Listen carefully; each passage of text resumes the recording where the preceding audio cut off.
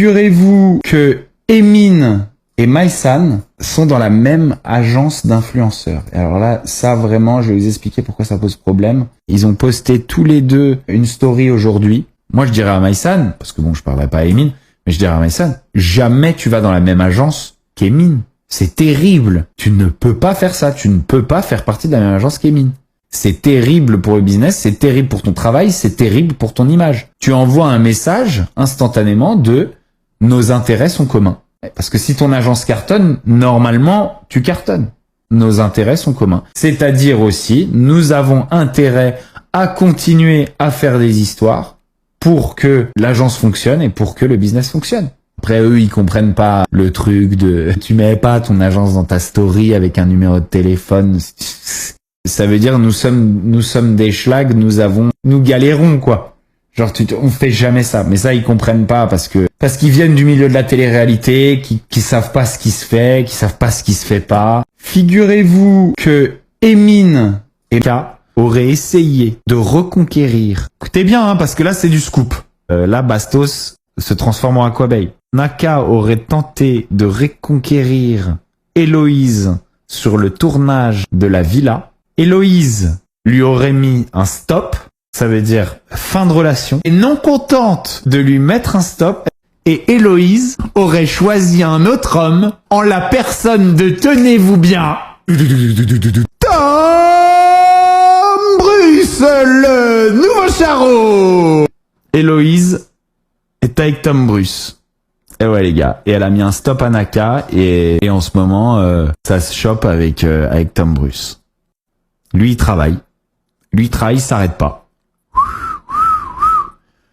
Lui, il donne tout. Il s'arrête pas, il est là, il est présent, il fait le travail. Il est pas beau, mais ça marche. C'est le nouveau Kevin Gage, je vous le dis, c'est le nouveau Kevin Gage. Naka aurait essayé de reconquérir. Écoutez bien, parce que là, c'est du scoop.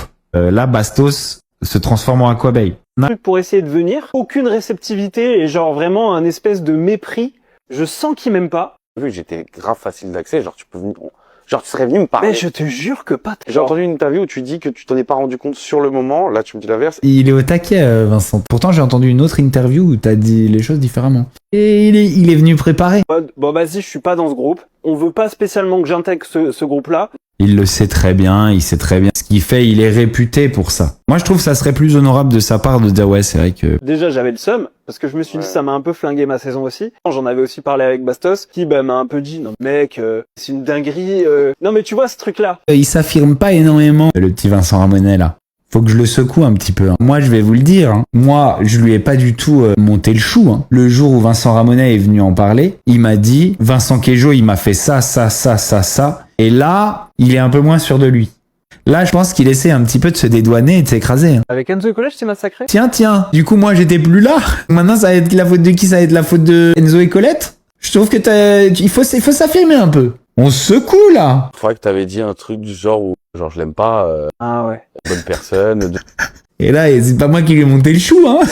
Ah ouais. T'es pas solide sur tes appuis, hein. Sur toi, parce que ça a commencé à monter et tout le monde s'est dit... Là, ça y est, sa voix, maintenant, elle est dans les aigus de fou. Il va limite le défendre. Non, mais c'est vrai qu'il y a eu un moment où tout le monde était beaucoup trop dur avec toi. Dis donc, Vincent. Oh! J'ai tenté des petits trucs pour essayer de venir. Aucune réceptivité et genre vraiment un espèce de mépris. Je sens qu'il m'aime pas. Vu que j'étais grave facile d'accès, genre tu serais venu me parler. Mais je te jure que pas. J'ai entendu une interview où tu dis que tu t'en es pas rendu compte sur le moment. Là, tu me dis l'inverse. Il est au taquet, Vincent. Pourtant, j'ai entendu une autre. Il y a cette meuf qui dit qu'elle a des nouvelles preuves contre Ilan. On écoute. Ah, concernant l'affaire Ilan, je vais faire une vidéo qui est hyper grave parce qu'en fait, je vais parler de preuves. Je vais parler de choses concrètes que j'ai vues de mes propres yeux, qu'on m'a envoyées. Je vais parler d'une victime qui m'a contactée parce qu'elle m'a fait confiance à travers les vidéos que j'ai faites et qui a eu envie que je porte sa voix. La première chose que je lui ai conseillé, c'est bien sûr la justice. S'il y avait des procédures qu'elle pouvait entamer, etc. Elle a peur de la justice. Je lui ai parlé de parler elle-même et de raconter elle-même son histoire. Elle a peur des réseaux sociaux. Donc, je vais porter sa voix parce qu'elle m'a montré des choses que je peux pas ignorer, surtout me connaissant parce que je suis une personne, je déteste l'injustice. La seule chose sur laquelle je m'interroge aujourd'hui, c'est est-ce que j'ai le droit de balancer les preuves? Juridiquement, je pense qu'il faut que je me protège, parce qu'on parle de vraies preuves, hein. Quand je vous dis des preuves, les gars... Je crois que des preuves, on a toujours le droit de les balancer. Genre, Des preuves, t'as le droit de les balancer, des preuves. Ce que t'as pas le droit de faire, c'est de parler sans preuves. Mais si t'as des preuves, des vidéos, des photos, des screens, des trucs comme ça, bah, t'as le droit de balancer ça, non? Je sais pas s'il y a des avocats dans le chat, mais à mon sens, des preuves, t'as le droit de les balancer, c'est tout. Tu peux pas être attaqué en diffamation parce que t'as montré des preuves.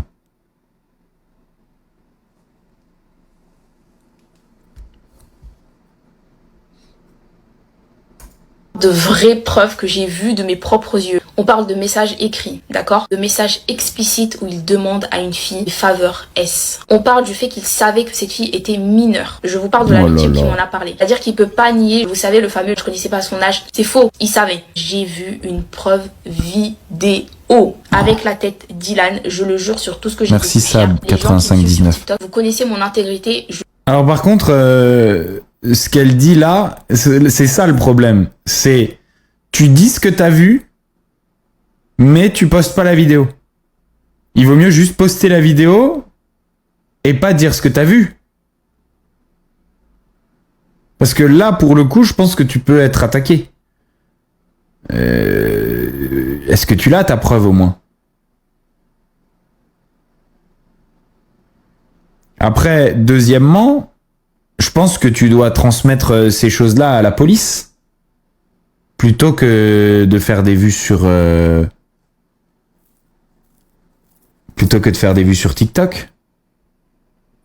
Je suis pas une mytho. Je vais jamais m'asseoir devant tout TikTok et raconter des bêtises que j'ai pas vues. On enchaîne.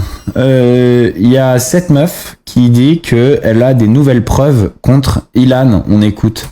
Ah, concernant l'affaire Ilan, je vais faire une vidéo qui est hyper grave parce qu'en fait, je vais parler de preuves. Je vais parler de choses concrètes que j'ai vues de mes propres yeux, qu'on m'a envoyées. Je vais parler d'une victime qui m'a contactée parce qu'elle m'a fait confiance à travers les vidéos que j'ai faites et qui a eu envie que je porte sa voix. La première chose que je lui ai conseillé, c'est bien sûr la justice. S'il y avait des procédures qu'elle pouvait entamer, etc. Elle a peur encore sur Aurélie Presson et je suis obligée. C'était des embrouilles. Je me suis excusée parce que j'ai vu que ça l'a impacté. L'harcèlement, tu vois, je trouve que maintenant c'est devenu trop pris à la légèreté. L'harcèlement, t'as vu, aujourd'hui, c'est devenu trop pris à la légèreté. Elle va nous dire quoi? Elle va nous dire que elle en subit du harcèlement, mais qu'elle en a jamais fait. Le harcèlement, c'est elle qui en est la victime. Parce que il y a des gens qui réagissent à ce qu'elle fait sur les réseaux sociaux. Donc c'est elle qui est la victime. Alors encore une fois, hein, je le répète parce que j'en ai marre de cette tendance de tous les gens suivis à constamment se plaindre du harcèlement. Vous êtes connus, vous partagez votre vie, vous partagez les dingueries que vous faites au quotidien. Vous arrêtez pas de vous vautrer dans le ridicule et vous vous plaignez que les gens réagissent. Les gens, ils réagissent qu'à une chose, c'est l'image que vous donnez.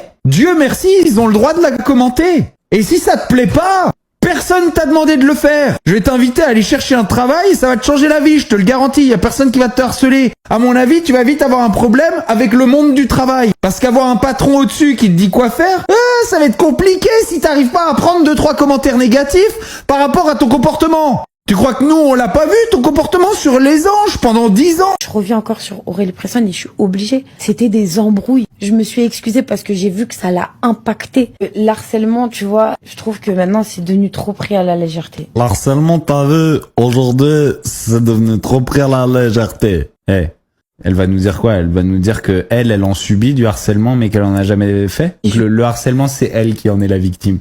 Parce que il y a des gens qui réagissent à ce qu'elle fait sur les réseaux sociaux. Donc c'est elle qui est la victime. Alors encore une fois, hein, je le